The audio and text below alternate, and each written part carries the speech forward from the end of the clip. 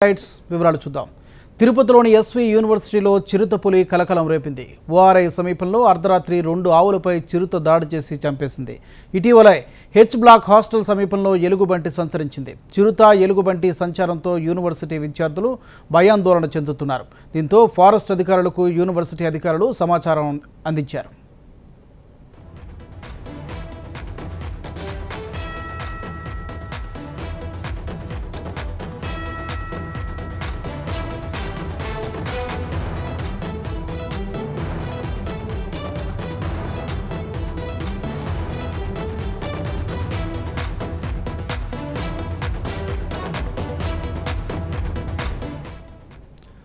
SV యూనివర్సిటీలో చిరుత సంచారం ఆందోళన కలిగిస్తోంది. చిరుత దాడి ఘటనా స్థలాన్ని వైస్ ఛాన్సలర్ దామోదరం పరిశీలించారు. విద్యార్థులకు అవసరమైన భద్రతను కల్పిస్తామన్నారు. అటవీ శాఖ అధికారుల సమన్వయంతో భద్రతా చర్యలు చేపడతామన్నారు. దీనిపై మరింత సమాచారాన్ని మా ప్రతినిధి మోహన్ అందిస్తారు.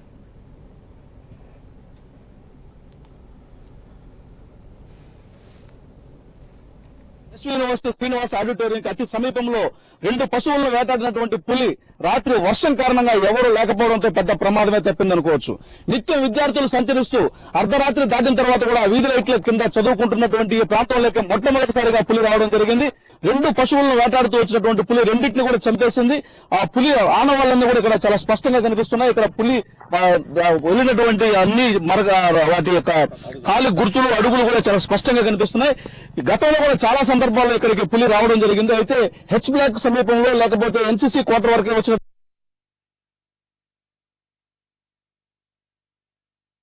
ఎస్వి శ్రీనివాస్ ఆడిటోరియం అతి సమీపంలో 2 పశువులను వేటాడినటువంటి పులి రాత్రి వర్షం కారణంగా ఎవరూ లేకపోవడంతో పెద్ద ప్రమాదమే తప్పిందనుకోవచ్చు. నిత్యం విద్యార్థులు సంచరిస్తూ అర్ధరాత్రి దాటిన తర్వాత కూడా వీధి లైట్ల కింద చదువుకుంటున్నటువంటి ఈ ప్రాంతంలోకి మొట్టమొదటిసారిగా పులి రావడం జరిగింది.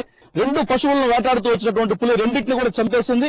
ఆ పులి ఆనవాళ్ళన్నీ కూడా ఇక్కడ చాలా స్పష్టంగా కనిపిస్తున్నాయి. ఇక్కడ పులి వదిలినటువంటి అన్ని వాటి యొక్క కాలి గుర్తులు అడుగులు కూడా చాలా స్పష్టంగా కనిపిస్తున్నాయి. గతంలో కూడా చాలా సందర్భాల్లో ఇక్కడికి పులి రావడం జరిగింది. అయితే హెచ్ బ్లాక్ సమీపంలో లేకపోతే ఎన్సీసీ క్వార్టర్ వరకే వచ్చినటువంటి పులి విద్యార్థులు భయం గుప్పిట్లో ఉన్నటువంటి విద్యార్థులు ఉన్నారు. ఇక్కడ పనిచేసే సిబ్బంది ఉన్నారు, సెక్యూరిటీ సిబ్బంది ఉన్నారు. సార్, ఏం జరిగింది? సెక్యూరిటీ ఇన్ఛార్జ్ మీరు చెప్పండి, ఏం జరిగింది? రాత్రి మీకు వచ్చి ఎప్పుడు ఇన్ఫర్మేషన్ వచ్చింది? ఎట్లా అది మీకు ఫైండ్ అవుట్ చేశారు? ఎర్లీ మార్నింగ్ ఫోన్ చేసినారు. ఇట్లా మరి ఒక 2 దూడలు పడిపోయింది అనేసి ఫోన్ చేసేసినారు సెక్యూరిటీ సిబ్బంది. నేరుగా వచ్చి చూసి మళ్ళీ ఫారెస్ట్ డిపార్ట్మెంట్ కి ఫోన్ చేసినాము. ఇంతకుముందు హెచ్ బ్లాక్ ముందర కూడా కుక్కలను తినేసింది, 2 కుక్కల్ని పులి. అప్పుడు కూడా ఫారెస్ట్ డిపార్ట్మెంట్ ఫోన్ చేస్తే వాళ్ళు బోన్ పెట్టారు. బోన్ పెట్టిన తర్వాత కొద్దిగా పులి మాకు తగ్గిపోయింది నేరుగా. ఇప్పుడు మళ్ళీ స్టార్ట్ చేసింది. నైట్ వర్షం పడింది కాబట్టి కొంచెం ఇబ్బంది జరిగింది. ఎన్ని గంటలకు ఫారెస్ట్ వాళ్ళు చెప్పారు? వచ్చారా ఫారెస్ట్ వాళ్ళు? ఫారెస్ట్ వాళ్ళు చెప్పి 1 అవర్ అవుతుంది, వస్తామంటున్నారు. డ్రైవర్ చెప్పినాము, డ్రైవర్ వస్తే వస్తామంటున్నారు. ఇట్లాంటి ఘటనలు రాత్రి వర్షం జరగకపోయింటే ప్రమాదం ఏ స్థాయిలో ఉండేది అనుకోవచ్చు?